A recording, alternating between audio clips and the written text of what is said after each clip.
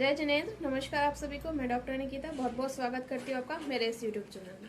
आज बात करेंगे हम सर्दियों में होने वाली बहुत ही खास प्रॉब्लम जो बुजुर्गों में ज़्यादा होती है और अब तो युवाओं में, एडल्ट लोगों में भी इस प्रॉब्लम को ज़्यादा देखा जाने लगा है। सर्दियों में खास करके हार्ट अटैक्स क्यों ज़्यादा होते हैं? रात के समय में 2 बजे से 5 बजे तक का जो समय होता है सुबह का, उस टाइम पे हार्ट अटैक्स क्यों ज़्यादा होते हैं, इसके बारे में बात करेंगे। क्या छोटी छोटी सी चीज़ें ध्यान रख सकते हैं जिससे हार्ट अटैक से आप प्रिवेंशन रख सकें, और होम्योपैथिक मेडिसिन स्पेशली जो मदर टिंचर है ये आपको प्रिवेंशन में कैसे हेल्प कर सकती है, इसके बारे में यह वीडियो है। तो वीडियो इन्फॉर्मेटिव है, पूरा देखिएगा तभी आप इसका पूरा लाभ ले सकेंगे। तो चलिए वीडियो को स्टार्ट करते हैं। वीडियो को स्टार्ट करने से पहले रिक्वेस्ट है, अगर चैनल पर नए हैं तो चैनल को जरूर सब्सक्राइब कीजिएगा, बेल आइकन पर जरूर क्लिक कीजिएगा ताकि आगे आने वाली वीडियोस की नोटिफिकेशंस आपको मिल सके और आप मेरे चैनल का लाभ ले सकें। तो सबसे पहले बात करते हैं मेन मुद्दे पे कि आखिर जो हार्ट अटैक्स है वो सर्दियों में ज़्यादा क्यों होते हैं। सर्दियों में ज़्यादा होने का कारण ये है कि जो आर्टरीज है, हमारी जो हृदय की धमनियाँ हैं, ये क्या होती है, संकुचित हो जाती है। और स्पेशली जो ठंड का समय होता है और वो भी रात का समय जब होता है तब ठंड बहुत ज़्यादा हो जाती है।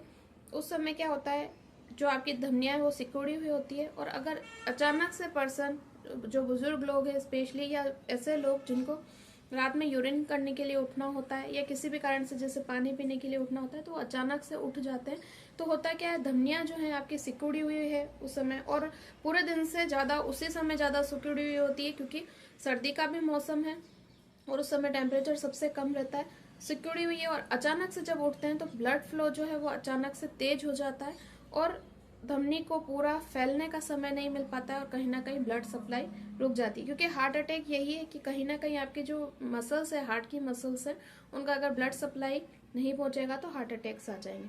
और मेनली क्या होता है, आपकी जो हार्ट की मसल्स होती है, हार्ट की जो वेसल्स होती है, स्पेशली जो आर्टरीज होती है, वो बहुत बारीक होती है, बहुत पतली होती है। वैसे ही उनमें ब्लड फ्लो के लिए जगह वैसे ही कम होती है। और अगर उनके अंदर हल्का सा भी कोलेस्ट्रॉल जमा हुआ है तो क्या होगा कि वैसे ही ज़्यादा सिकुड़ी हुई होगी और ब्लड फ्लो वो बर्दाश्त नहीं कर पाएगी। अगर कोलेस्ट्रॉल जमा हुआ नहीं भी है तो क्या होगा, जो आर्टरीज है, स्पेशली जो बुजुर्ग लोग होते हैं जिनकी आर्टरीज, वेन्स, पूरा शरीर ही थोड़ा सा वीक होता है अपेक्षाकृत दूसरे लोगों से, तो क्या होता है कि वो जो आर्टरीज वीक होती है तो वहाँ पे, जहाँ पे भी पर्टिकुलर जिस आर्टरीज पे वीकनेस ज़्यादा है, वहाँ पे ब्लड फ्लो जो है वो रुक जाएगा और हार्ट अटैक की संभावना बनेगी। तो ये हर जने पे लागू होती है। जिन भी लोगों की आर्टरीज कमजोर है, सिकुड़ी तो सब लोगों की होती है, लेकिन जिन लोगों की ज़्यादा कमजोर है उन पर इफेक्ट जो है वो ज़्यादा दिखाई देता है। इसीलिए हार्ट अटैक्स जो है वो नाइट में ज़्यादा आते हैं और वो भी सर्दियों के मौसम में ज़्यादा आते हैं। तो प्रिवेंशन कैसे कर सकते हैं? अगर आपको किसी भी कारण से नाइट में उठना पड़ता है, चाहे वो यूरिन के लिए हो चाहे पानी पीने के लिए हो, तो उठने के लिए आपको अचानक से नहीं उठना है। थोड़ा सा आप धीरे से उठ के बैठिए पहले, फिर 5 मिनट का समय लेते हुए आप धीरे धीरे उठिए, या धीरे धीरे चलकर जाइए। यूरिन के लिए जाना है तो भी, या पानी पीना भी चाहते हैं तो भी, उसके लिए भी आप धीरे धीरे से जाइए। यानी कि जो स्पीड है वो बहुत स्लो रखनी है। जिससे क्या होता है, स्पीड आप स्लो रखते हैं तो क्या होता है, ब्लड फ्लो जो होता है वो थोड़ा सा स्लो होता है और आपकी जो धमनियां हैं उनको फैलने का थोड़ा सा समय मिल जाता है और एकदम से कोई हार्ट अटैक या इन्फेक्शन जैसी कंडीशन का सामना नहीं करना पड़ता है। इसके अलावा जो सर्दियों का मौसम होता है उसमें कुछ और चीज़ें आपको ध्यान में रखनी चाहिए जिससे कि आप हार्ट अटैक से बच सकें। ये उन लोगों के लिए नहीं है वीडियो जिनको पहले से ही हार्ट प्रॉब्लम है, ये उन सभी लोगों के लिए जो हार्ट अटैक से प्रिवेंशन पाना चाहते हैं। क्योंकि कुछ छोटी छोटी सी चीज़ें होती हैं, जिन लोगों को हार्ट प्रॉब्लम नहीं है उन लोगों को भी इन चीज़ों का ध्यान रखना चाहिए जिससे कि आपका हार्ट पे जो है एक्स्ट्रा असर नहीं पड़े। इनमें से एक और चीज़ ये है कि आपको हमेशा नॉर्मल पानी से, यानी जो टेम्परेचर आपका रूम टेम्परेचर से थोड़ा सा गुनगुना करके पानी पी सकते हैं। अगर गर्म पानी पीते हैं तो गर्मी रहती है शरीर में, साथ ही जो आपकी आर्टरीज हैं वो फैली हुई रहती है और उनमें ब्लड का जो फ्लो है वो सुचारू रूप से हो पाता है। पहला तो ये। दूसरा, आप और ये ध्यान में रख सकते हैं कि जो नहाने का पानी है वो आपका नॉर्मल पानी से थोड़ा सा गर्म होना चाहिए। क्योंकि अगर आप ठंडे पानी से नहा लेते हैं तो अगेन सेम सिचुएशन आती है कि जो आपकी आर्टरीज होती है वो थोड़ी कड़क होने लगती है, या आपकी जो आर्टरीज है वो सिकुड़ने लगती है ठंडे पानी से, तो उसमें फिर वापस ब्लड फ्लो में जो नॉर्मल होना चाहिए वो नहीं हो पाता है और कंडीशन वर्स हो सकती है। जिन लोगों को हैबिट है ठंडे पानी से, उनको भी थोड़ा सा पानी अपना जो नॉर्मल टेम्परेचर है उसे थोड़ा सा बढ़ा लेना चाहिए, ताकि इस तरह की कंडीशन का सामना नहीं करना पड़े।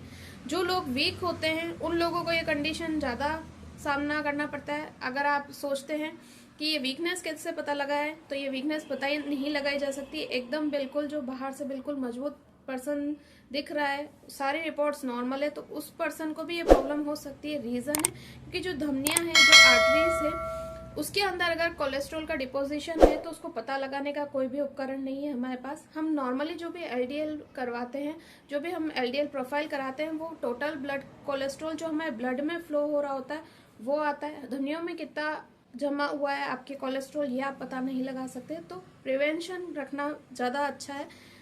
इस कहा भी गया है prevention is better than cure, तो आप इन चीज़ों का ध्यान रखिए। अगर कोलेस्ट्रॉल नहीं भी जमा है तो भी ये चीज़ करना ज़रूरी है। रीज़न है कि जो आर्टरीज है उसमें कितना ब्लॉकेज आ रहा है, कितना अथेरोस्क्लेरोसिस हो रहा है, कितना आर्टीरियोस्क्लेरोसिस हो रहा है, यानी आपकी जो धमनियों की वॉल है, जो दीवार है, वो कितनी कमजोर है, कितनी मजबूत है, आपको पता नहीं है। तो ये सारे प्रिवेंशन अगर आप रखते हैं तो काफ़ी आपको फ़ायदा हो सकता है।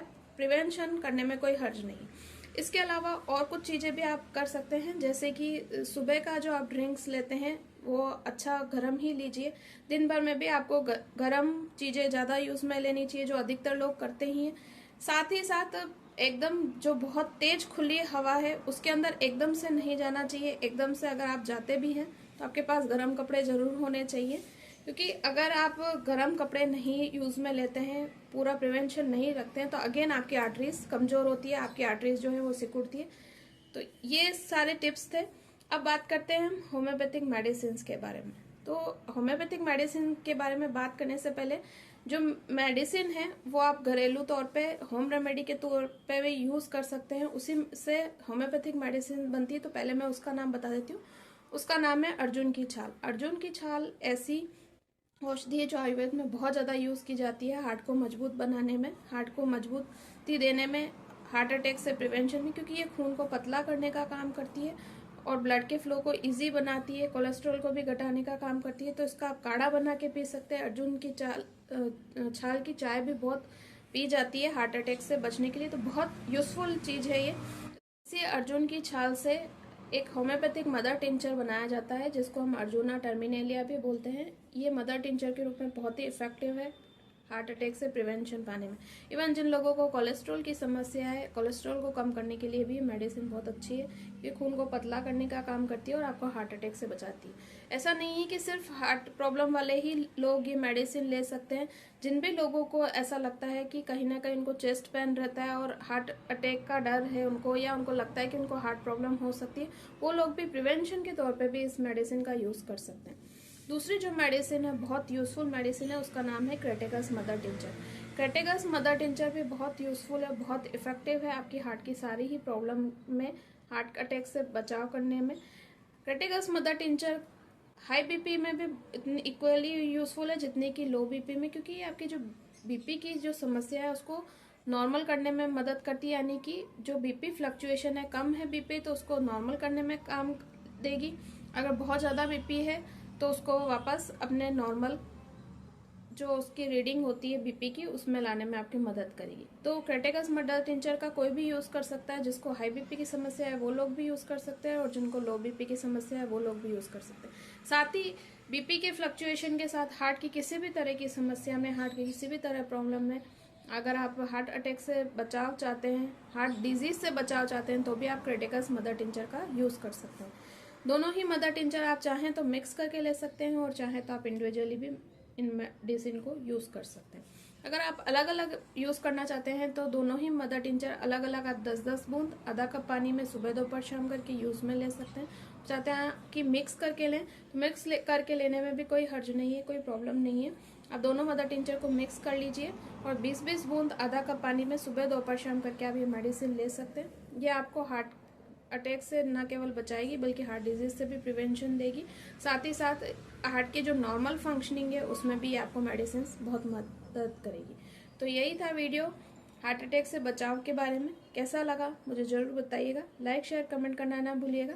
किसी टॉपिक पे वीडियो चाहिए तो आप मुझसे शेयर कर सकते हैं, मैं पूरा ट्राई करूँगी इस टॉपिक पे वीडियो बनाने का। कोई क्वेरी हो तो कमेंट बॉक्स में कमेंट करके आप मुझसे पूछ सकते हैं। Thank you for watching. जय हिंद, जय भारत, वंदे मातरम।